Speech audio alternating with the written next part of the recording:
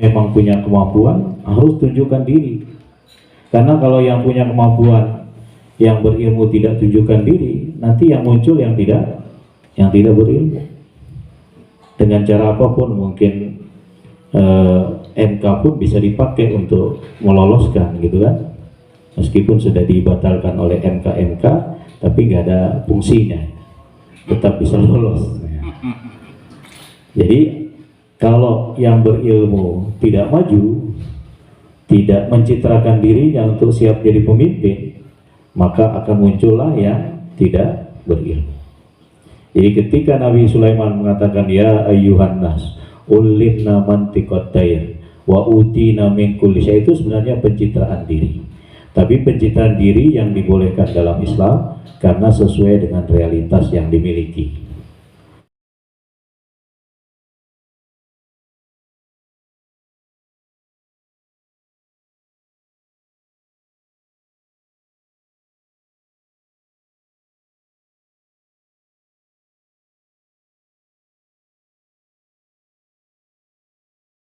Berbahagia, mari mengawali taklim kita pada malam hari ini.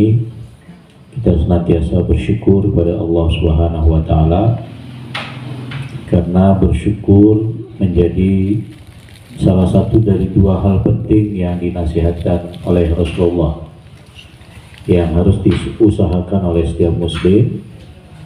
Salah satunya adalah syukur, kemudian berikutnya adalah sabar.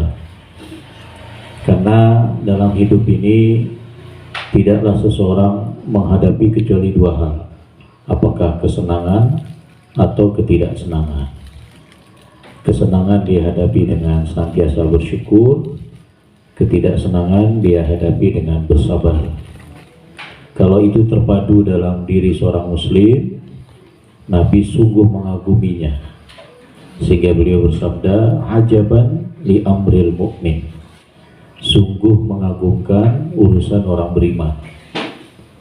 Inna amrahu kullahu khair, semua urusan orang beriman itu menjadi baik. Bagaimana menjadi baik? Fa in asabathu sarra syakara fakana khairun lahu. Kalau seorang muslim itu dapat kebahagiaan, kesenangan, dapat kabar baik, dia akan bersyukur, dia tidak sombong, maka itu menjadi baik baginya. Wa in asobathu dharra sabara fakana khairun lahu. Kalau orang beriman itu ditimpa suatu ketidaksenangan, musibah, kecelakaan dan lain-lain, dia akan bersabar, dan sabarnya itu menjadi baik baginya. Jadi kita harus berusaha belajar dua hal, belajar untuk bersyukur atas nikmat yang Allah berikan, dan belajar untuk bersabar atas ujian yang Allah hadapkan kepada kita semua. Bapak-bapak jamaah forum silaturahim yang dirahmati Allah, sebentar lagi kita akan menghadapi tahun politik ya. Tahun pemilihan presiden, wakil presiden, kemudian pemilihan kepala daerah, pemilihan legislator di semua tingkatan. Jadi kita berharap tidak sekedar memilih, ada pedoman yang bisa kita jadikan sebagai landasan kenapa kita memilih si A, si B, dan seterusnya. Tapi pengajian ini bukan kampanye ya. Saya hanya akan membawa sebuah cerita, mudah-mudahan cerita itu nanti dapat dijadikan pedoman dalam memilih ya. Ceritanya ada dalam surat An-Naml ayat 15 dan seterusnya. Berkisah tentang seorang raja besar yang memiliki kekuasaan yang besar, anak dari seorang raja. Beliau adalah Nabi Sulaiman alaihissalam. Memang Nabi Sulaiman ini agak spesial ya, karena beliau raja sekaligus nabi, ayahnya raja sekaligus nabi. Tidak ada nabi yang seperti itu. Kalau Nabi Yusuf memang raja, tapi ayahnya bukan raja. kakeknya bukan raja, buyutnya bukan raja. Tapi Nabi Yusuf juga spesial karena silsilah emasnya itu, anak dari seorang nabi, cucu dari seorang nabi, cicit dari seorang nabi. Makanya Nabi Muhammad menyebut Nabi Yusuf ini dengan Al-Karim, Ibnul Karim, Ibnul Karim, Ibnul Karim. Jadi orang yang mulia, anak dari orang yang mulia. Siapa nama ayah Nabi Yusuf? Nabi Yakub ya. Kemudian anak dari orang yang mulia juga. Siapa nama ayah Nabi Yakub? Nabi Ishak ya. Kemudian Ibnul Karim, anak dari orang yang mulia, yaitu Nabi Ibrahim. Jadi 3 silsilah ke atas Nabi semua. Gak ada manusia seperti itu kecuali hanya Nabi Yusuf alaihissalam. Nah, Nabi Sulaiman hanya 1 tingkatan, tapi kedua-duanya raja. Nabi Daud raja, Nabi Sulaiman juga raja. Nah, kenapa kita memilih Sulaiman sebagai pedoman dalam menyambut tahun politik itu? Pertama, karena beliau seorang nabi.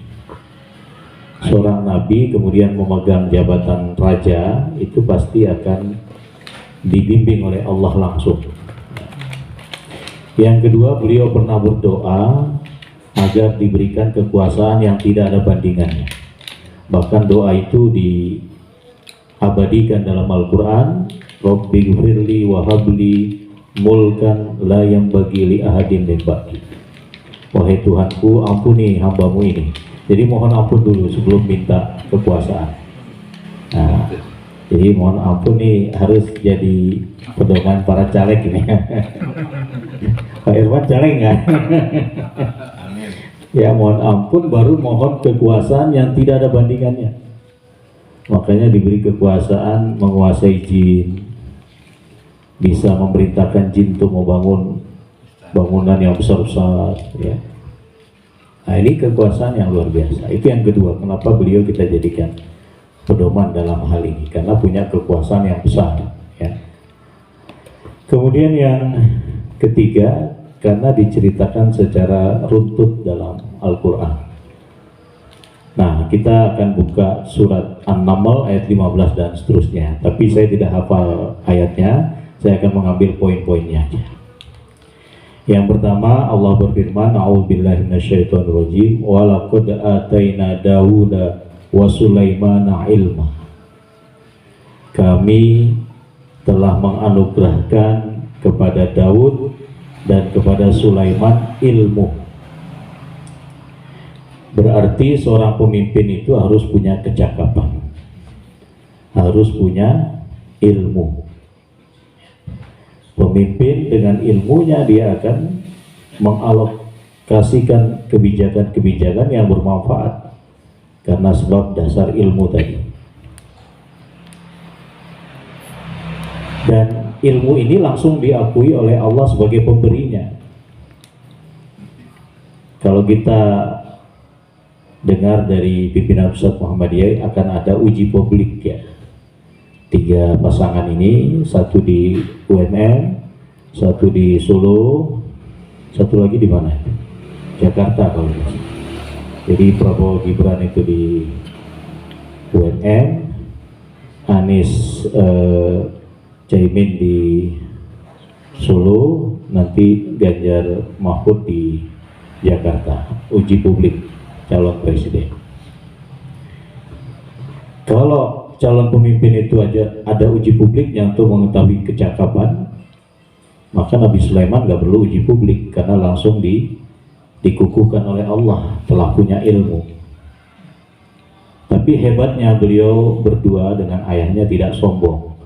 Makanya lanjutan ayatnya itu apa? Wa qala alhamdulillahilladzi faddalana ala katsirin min ibadihil mu'minin. Sungguh terpuji Allah ya, yang telah melebihkan kami atas hamba-hamba beriman yang lainnya, yaitu berupa ilmu. Jadi kriteria pemimpin yang mestinya kita coblos adalah yang memiliki ilmu. Yang kedua,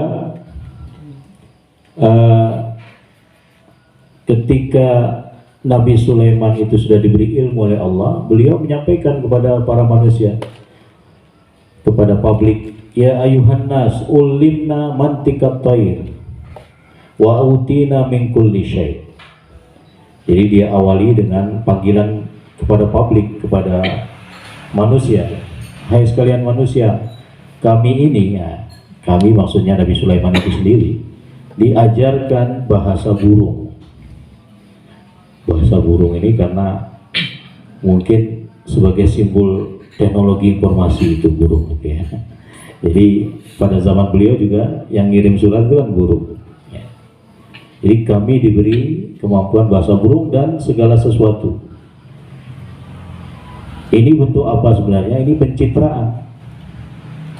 Memang seorang pemimpin harus mencitrakan diri sesuai dengan realitas yang dia miliki. Bukan pencitraan yang dilebih-lebihkan, padahal sebenarnya tidak sesuai dengan citranya. Nah, umumnya pencitraan calon pemimpin itu terlalu melebihi dari kapasitas yang bersangkutan. Karena itu pencitraan boleh supaya dikenal oleh publik.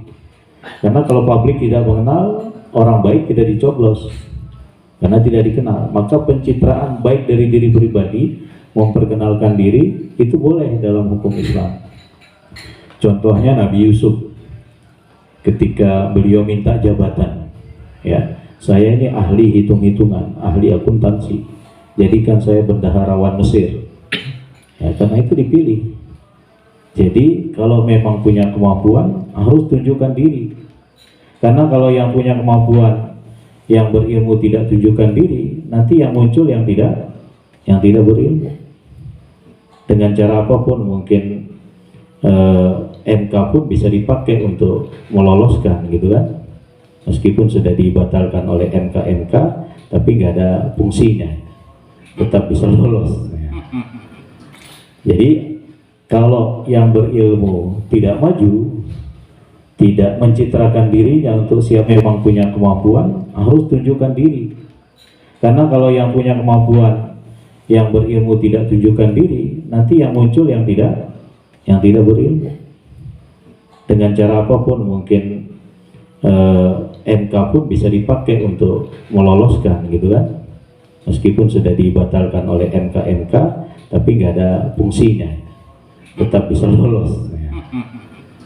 Jadi kalau yang berilmu tidak maju, tidak mencitrakan dirinya untuk siap jadi pemimpin, maka akan muncullah yang tidak berilmu. Jadi ketika Nabi Sulaiman mengatakan, ya ayyuhan nas ulimna mantiqat thair wa utina min kulli syai', itu sebenarnya pencitraan diri. Tapi pencitraan diri yang dibolehkan dalam Islam karena sesuai dengan realitas yang dimiliki, sesuai dengan apa yang beliau sandang sebagai seorang yang berilmu, yaitu punya kemampuan berkomunikasi dengan burung, punya kemampuan-kemampuan lain yang diberikan Allah Subhanahu wa Ta'ala. Di antaranya bisa terbang dengan angin, jadi angin bisa ditundukkan untuk terbang. Jadi ini pencitraan. Karena itu seseorang yang dianggap sudah memiliki kemampuan dan berpengalaman, ya kita sebarkan kepada yang belum tahu, supaya pencitraan itu berlanjut kepada yang belum tahu. Pencitraan yang sesuai, bukan pencitraan yang dilebih-lebihkan padahal sebenarnya tidak sesuai dengan keadaannya. Ini yang kedua. Jadi kalau yang pertama tadi, kita pilih pemimpin yang berilmu dan harus ada uji publik, ya. Kemudian yang kedua, perlu ada pencitraan dari yang bersangkutan, karena pencitraan itu dalam rangka untuk dikenal oleh calon pemilih, ya. Yang ketiga, Nabi Sulaiman ini sering belusukan, ya. Salah satu bentuk belusukan itu beliau jalan ke lembah-lembah. Nah, suatu hari beliau sampai di lembah yang di dalamnya banyak semut. Nah, di dalam lembah itu rupanya ada ratunya. Semut itu ada ratunya, sebagaimana kita semua ada rajanya, ada pemimpinnya. Semut pun ada ratunya. Nah, ketika mengetahui bahwa Sulaiman dan bala tentaranya sedang menuju ke lembah itu, Ratu Semut ini memberi komando kepada seluruh semut yang ada di lembah itu. Ya ayuhan namal, udkhulu masakinakum, la yahtimannakum Sulaiman wa junuduhu. Wahai sekalian semut, rakyatku, ya, masuklah kalian ke dalam sarang-sarang kalian, supaya kalian tidak diinjak oleh Sulaiman dan bala tentaranya. Wahum la yash'urun, sementara mereka tidak sadar, karena kita ini makhluk lemah, makhluk kecil, sekali diinjak langsung mati. Jadi ini problem masyarakat lemah. Karena Sulaiman itu jadi pemimpin bagi semua, tidak hanya manusia, bagi pemimpin bagi binatang, pemimpin bagi jin, pemimpin bagi manusia. Nah, apa yang terjadi? Nah, karena beliau tadi sudah diajari ilmu bahasa sampai memahami bahasa semut juga, maka yang terjadi adalah sense of problem citizen, kepekaan terhadap apa yang dihadapi oleh penduduk, oleh rakyat, problem yang dihadapi oleh rakyat. Kalau pemimpin itu punya sense, punya kepekaan supaya tidak menzolimi, ya, maka dia pantas dipilih. Jadi kepekaan terhadap problem rakyat itu menjadi satu syarat penting yang dimiliki oleh pemimpin, supaya misalnya rakyatnya butuh kerja, angkatan kerja banyak, tapi masih mendatangkan tenaga kerja asing yang berlebihan. Tidak ada salahnya mendatangkan tenaga kerja asing, tapi yang ahli, supaya ada transformasi keterampilan, ilmu pengetahuan dan lain sebagainya. Tapi kalau yang didatangkan yang sebenarnya sama dengan kualitas tenaga kerja, nah itu menjadi problem. Sehingga tidak jarang kita dengar di Sulawesi itu ada demo buruh karena bayarannya lebih kecil dari tenaga kerja asing yang sebenarnya keahliannya mereka lebih tinggi. Nah, ini harus ada kepekaan terhadap problem masyarakat. Nabi Sulaiman punya itu, sehingga beliau menahan laju prajuritnya. Kalian jangan dulu biarkan semut-semut itu masuk ke dalam sarangnya. Dan beliau sikapi dengan penuh senyum, kemudian berdoa kepada Allah, Rabbi auzi'ni an ashkura ni'mataka allati an'amta alayya wa ala walidayya wa an a'mala salihan tardah wa adhilni bi rahmatika fi ibadikas sholih. Ini doa syukur. Bayangkan kepekaan terhadap sesuatu disyukuri oleh Nabi Sulaiman, karena tidak terjadi kezoliman terhadap rakyat kecil, rakyat lemah, karena kepekaan itu terjadi di tengah-tengah perjalanan beliau.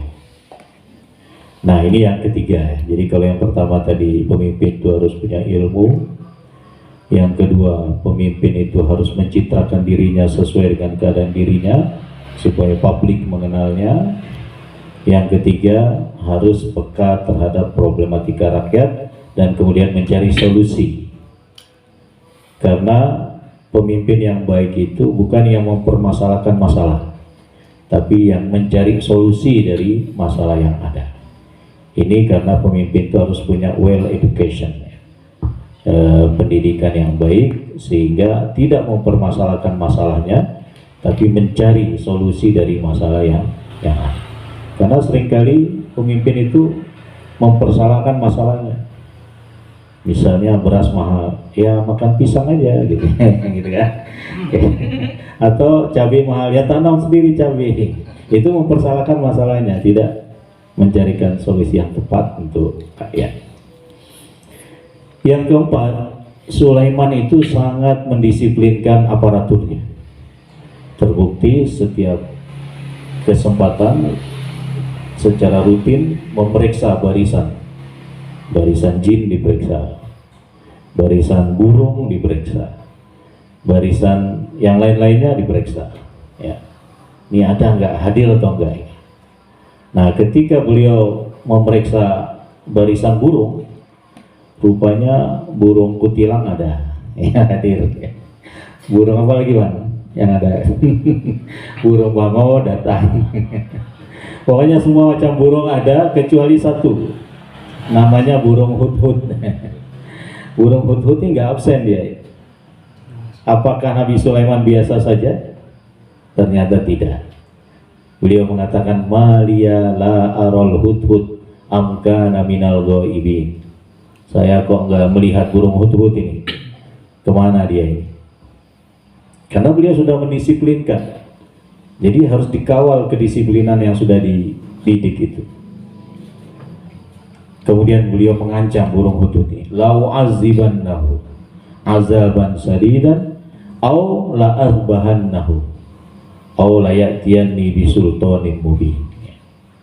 Kalau dia tidak datang dengan alasan yang tepat atas ketidakhadirannya, saya akan beri dia hukuman yang berat atau saya akan sembelih. Nah, jadi ini hukumannya luar biasa ya. Padahal seekor burung hudhud lagi, ya. Jadi diancam dengan hukuman yang berat. Tapi di ujung ucapan beliau tadi yang difirmankan Allah itu, kalau burung ini tidak bawa alasan yang jelas atas ketidakhadirannya. Ini kan kerahmatan seorang pemimpin ya. Orang itu nggak masuk kantor itu lihat dulu alasannya. Jangan asal menghukum karena tidak masuk kantor. Tapi kenapa mungkin keluarganya ada yang meninggal, mungkin dia di tengah jalan mengalami masalah dengan motornya, dengan mobilnya, itu juga harus diperhatikan. Disinilah kebijakan seorang pemimpin dalam memberikan sanksi kepada karyawannya dan tetap dalam rangka mendisiplinkan karyawannya atau aparaturnya. Nah, beberapa saat kemudian datanglah burung hudhud, ya, terbang ke arah Nabi Sulaiman, ya. Kemudian dia tahu, dia sadar tanpa ditanya oleh Nabi Sulaiman, dari mana kamu, ya, kok nggak hadir ini, kok baru datang ini terlambat. Nggak ada pertanyaan seperti itu, langsung menyampaikan bahwa dia memiliki informasi yang tidak dimiliki oleh Nabi Sulaiman karena dia baru terbang melakukan survei ke negeri Sabah, ya, survei dakwah ya, karena yang disurvei itu orang yang tidak menyembah Allah. Survei ke negeri Sabah, Anda akan mengetahui suatu kabar yang meyakinkan ya. Jadi dibuat penasaran dulu Nabi Sulaiman oleh burung hudhud. Pokoknya saya punya informasi yang meyakinkan. Nah, baru kemudian saya barusan dari negeri Sabah, saya melihat ratu dan kaumnya itu menyembah matahari. Mereka tidak menyembah Allah. Wajadtuha wa qaumaha ya'buduna lisyams. Jadi mereka sujud kepada matahari. Jadi sebenarnya agama Shinto itu sudah ada sebenarnya, atau cikal bakal agama Shinto sudah ada di masa Nabi Sulaiman.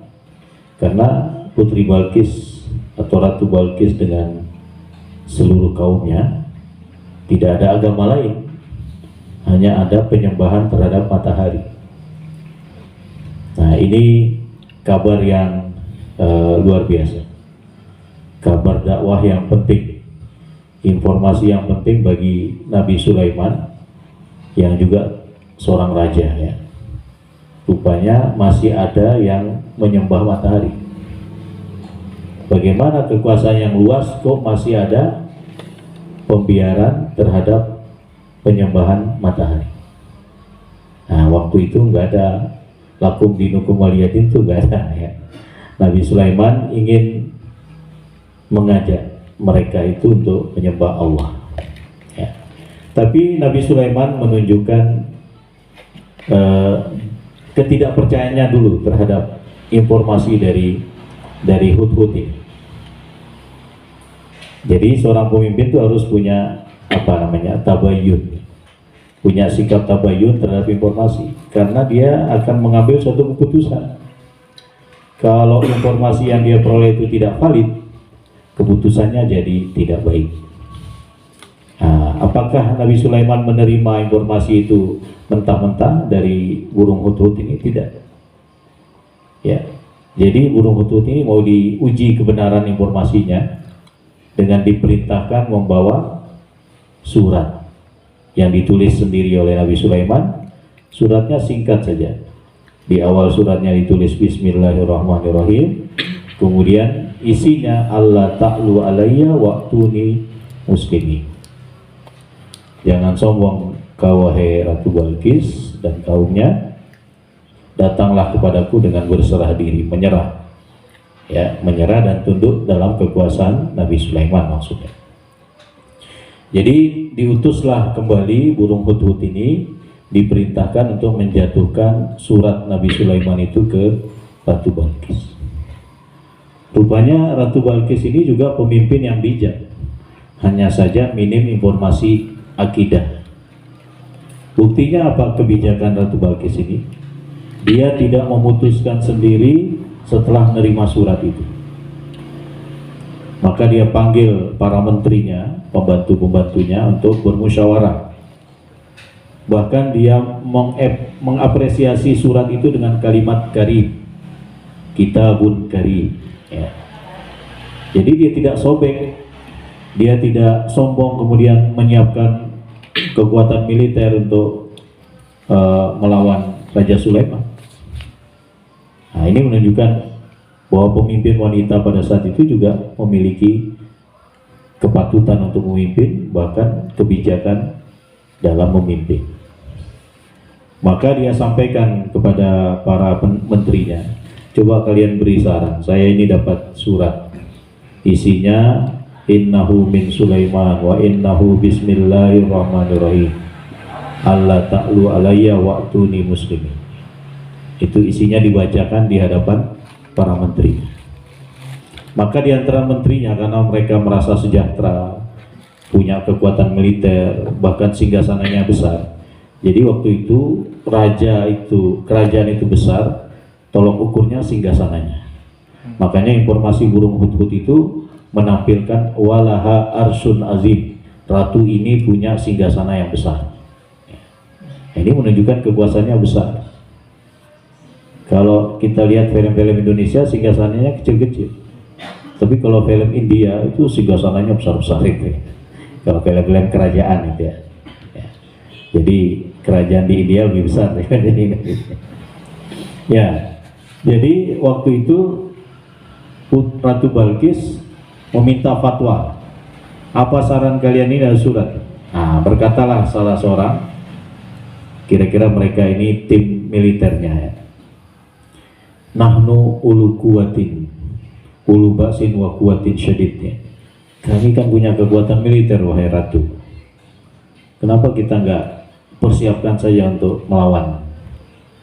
Nah, ini usulan dari pihak militer mungkin pada saat itu ya. Jadi ya udah kita lawan aja. Kita kan sudah sejahtera, punya cukup kekuatan militer. Nah, tapi apa tanggapan sang ratu? Dia mengatakan innal muluka idza dakhalu qaryatan dan seterusnya. Itu intinya sesungguhnya kalau raja itu memasuki suatu negeri, pasti dia akan porak-porandakan. Dia berani menyerang, itu berarti dia punya hitungan kekuatan militer yang lebih hebat. Dia pasti akan memporak-porandakan kita. Nah, ini sudah merupakan teori umum ya. Ini berarti bahwa pengetahuan taktik militer Ratu Balqis ini luar biasa. Buktinya dia menolak untuk melawan dari dalam negeri pasukan Nabi Sulaiman ya. Karena kalau satu pasukan itu masuk ke suatu negeri menyerang, itu pasti sudah punya kekuatan militer yang hebat, yang baik. Gak mungkin cuman punya satu kompi kemudian menyerang yang kekuatan militernya lebih besar, kan gak mungkin. Minimal dia akan bertahan aja ya. Nah, jadi kemudian apa? Rupanya dia punya kecerdasan juga. Dengan apa? Dia ingin mengutus utusan yang membawa hadiah. Nah, jadi kita lihat Sulaiman itu seperti raja seperti apa, karena ini belum dikenal, hanya datang dengan informasi surat sederhana itu, tapi suratnya sangat berwibawa sampai Ratu Balkis nggak berani mencela suratnya. Nah, kita lihat dia raja seperti apa ini. Kita siapkan berbagai hadiah, emas, perak dan lain sebagainya, kita kirim utusan. Maka dikirimlah utusan kepada Nabi Sulaiman.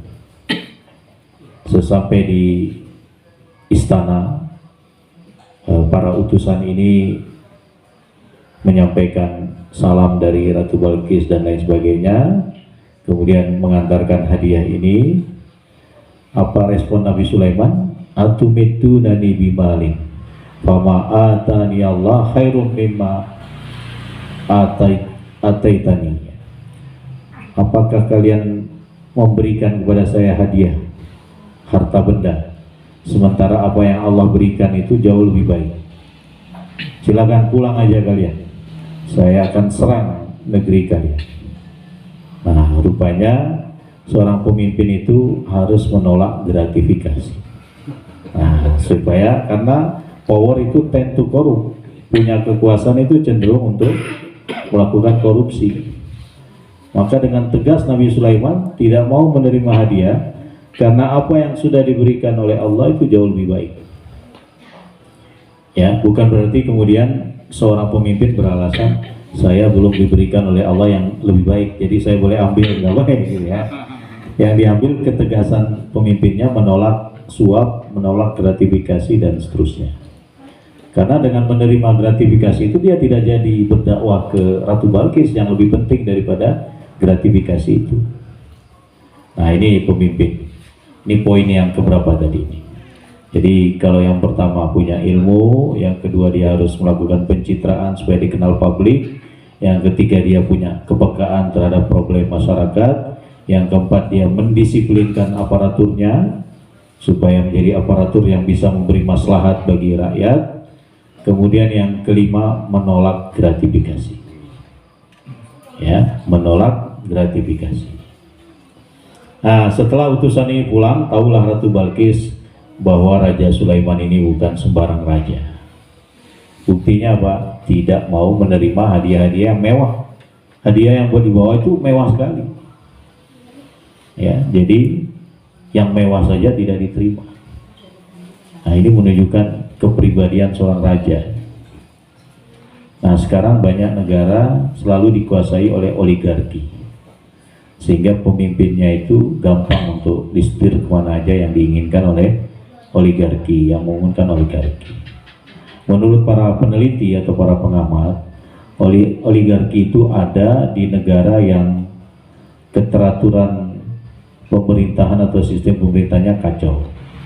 Jadi di Amerika ada oligarki, di Indonesia ada oligarki, di tempat-tempat yang lain ada oligarki. Jadi kalau masyarakat tertib, teratur, punya semangat menjalani hidup dengan baik, itu oligarki sulit masuk. Nah, Nabi Sulaiman setelah mengancam bahwa akan mendatangkan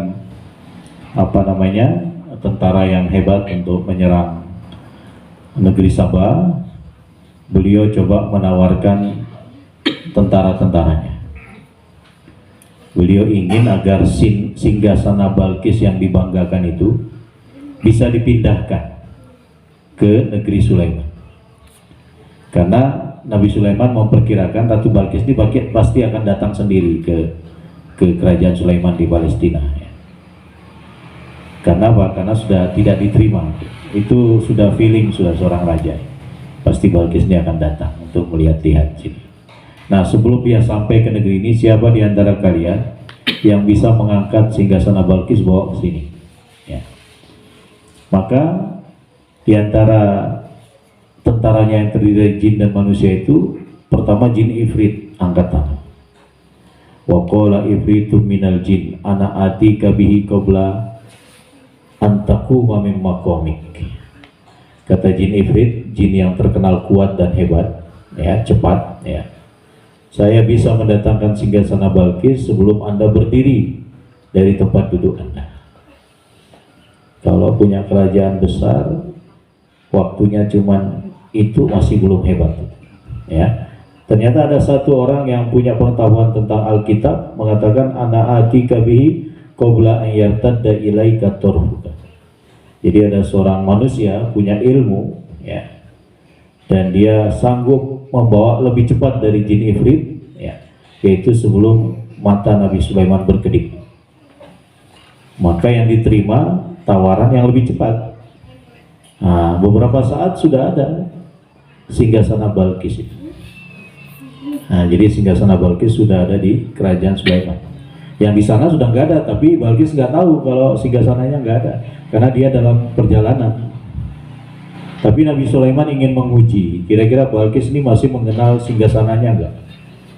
Ya, makanya disuruh agak direnov sedikit lah, dimodif sedikit, di mana dia masih mengenal nggak ini singgasananya. Nah, maka dilakukanlah renovasi atau modifikasi dari singgasananya, tapi tetap memperlihatkan aslinya.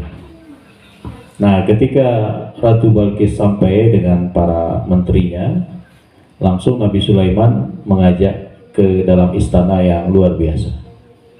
Sampai-sampai Ratu Balkis ngangkat roknya itu ya, bahwa itu sebenarnya bukan air, hanya ada kolam di bawah kaca yang tebal, tapi terlihat seakan-akan itu air, sehingga dia mengangkat roknya. Nah, ini menunjukkan betapa indahnya istana Nabi Sulaiman. Tapi apakah itu masih ada? Wallahu a'lam ya, karena tidak ada situs atau iklan ini istana Nabi Sulaiman ya. Yang ada kan cuman Haikal Sulaiman, kemungkinan sudah hancur ya, dan seterusnya itu. Tapi intinya dalam Al-Quran diceritakan itu, bahwa Nabi Sulaiman melihat Ratu Balkis ini kalau mengangkat pakaiannya, padahal itu bukan air gitu, hanya ada air di bawahnya, bukan di atas. Kemudian ditanyalah Ratu Balkis ini, apakah ini singgasanamu? Tapi secara diplomatis Ratu Balkis mengatakan ka'annahu huwa, sepertinya iya. Dia nggak mengatakan oh iya ini. Rupanya dia tidak ingin kehilangan muka juga, singgasananya bisa dibawa. Betapa remehnya kerajaan Balkis, singgasananya bisa dibawa. Tapi dia jawab dengan diplomatis karena sudah dirubah oleh Nabi Sulaiman supaya tidak merendahkan, terlalu merendahkan. Maka dia juga menjawab dengan diplomatis, sepertinya iya, sepertinya. Ada kata sepertinya. Tidak betul-betul yakin bahwa itu singgasananya karena sudah dimodif ya. Nah, ini menunjukkan bahwa Nabi Sulaiman dalam hubungan internasional tidak semata-mata untuk dakwah, tapi juga menghormati kerajaan lain ya. Bisa saja lo ini lo singgasanamu sudah dibawa oleh pasukanku ya, jangan macam-macam, ini singgasanamu aja ada di sini, nggak ada kata-kata itu. Apakah ini singgasanamu, seperti inikah singgasanamu? Itu yang dilakukan oleh Sulaiman. Jadi tetap dalam kewibawaan, tetap dalam kesantunan. Kita melihat ini sebagai hubungan internasional karena hubungan antar raja ya. Berarti seorang pemimpin itu apa? Harus mengangkat harkat bangsanya di tengah pergaulan dunia internasional. Jangan sampai di tengah dunia internasional kemudian merendahkan bangsanya dan seterusnya. Jadi punya kemampuan untuk berhubungan internasional, misalnya kemampuan bahasa Inggris, ya, kemampuan berdiplomasi, kemampuan orasi dan seterusnya. Itu juga penting bagi seorang pemimpin untuk bisa memberikan informasi kepada katakanlah negara-negara lain. Nah, yang terakhir tadi ketika Raja Sulaiman diberi nikmat tentaranya dari kalangan manusia bisa membawa bisa membawa singgasana Balkis, apa yang beliau lakukan? Beliau langsung mengatakan hadza min fadli rabbi, ini adalah anugerah Tuhanku. Jadi beliau menganggap kemampuan tentaranya adalah anugerah Allah, bukan kemampuan dirinya saja. Kemampuan aparaturnya adalah anugerah dari Allah. Sehingga beliau mengatakan hadza min fadli rabbi liyabluwani ashkur am akfur, untuk mengujiku dengan kekuasaan yang besar ini, aku akan kufur atau aku akan syukur. Jadi berapa kali itu Nabi Sulaiman menyatakan kesyukurannya, diberi ilmu syukur, semut bisa selamat dari potensi terinjak, bersyukur. Sekarang ada tentaranya yang bisa ngangkat singgasana Balkis, bersyukur. Memang dua contoh dalam Al-Quran, yang satu contoh syukur, yang satu contoh sabar, itu Nabi Sulaiman dan Nabi Ayub. Nabi Sulaiman dengan kekuasaannya yang besar itu bersyukur, ya. Sedangkan Nabi Ayub dengan penyakitnya yang sudah cukup lama, beliau tetap bersabar. Bahkan tidak menyebut kata-kata sembuhkanlah. Jadi kalau kita lihat doa Nabi Ayub itu, Allahumma, bukan pakai Allahumma ya, Rabbi anni masaniyad duru wa anta arhamur rahimin. Tuhanku, aku sekarang ini sedang ditimpa penyakit. Engkaulah Tuhan yang maha penyayang daripada yang menyayangi. Gak ada kata-kata sembuhkanlah, karena saking sabarnya Nabi Ayub alaihissalam. Jadi Bapak Ibu yang dirahmati oleh Allah, itu barangkali kriteria seorang pemimpin yang mungkin tidak ada yang sehebat itu ya, tapi setidak-tidaknya yang mendekati itu ada. Nah, setelah kita melakukan semacam katakanlah tadabbur terhadap pedoman kita, kemudian kita memilih sesuai atau yang mirip dengan hal-hal tersebut, kita lebih mudah pertanggungjawabannya di akhirat. Jadi memilih itu bukan asal memilih dan tidak ada pertanggungjawaban, ya. Kita memilih ada pertanggungjawabannya, sehingga kalau kita sudah punya pedoman, kemudian bahkan kita sebelum ke TPS itu istikharah, ya, kemudian berdoa Allahumma walli alaina hiyarona wala tuwalli alaina syirarona. Ya Allah, jadikan pemimpin bagi kami orang yang terbaik di antara kami, dan jangan kau jadikan pemimpin orang yang buruk di antara kami, ya. Maka itu sudah langkah-langkah yang cukup untuk dipertanggungjawabkan nantinya. Mudah-mudahan Allah berikan kita pemimpin yang terbaik di antara kita.